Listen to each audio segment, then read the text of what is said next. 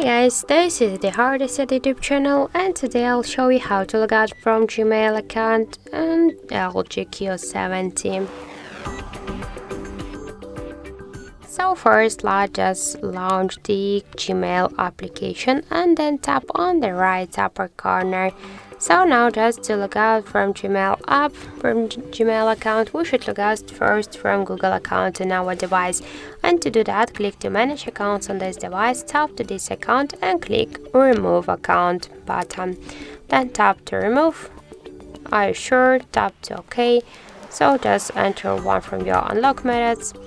And now we can see here that in Google account settings we just successfully log out from Google account. So let's go back to the application, let's refresh and check, and we can see that we also successfully log out from the Gmail app. So that's it, thank you for watching, and if you find this video helpful, don't forget to leave a like, comment and to subscribe our channel.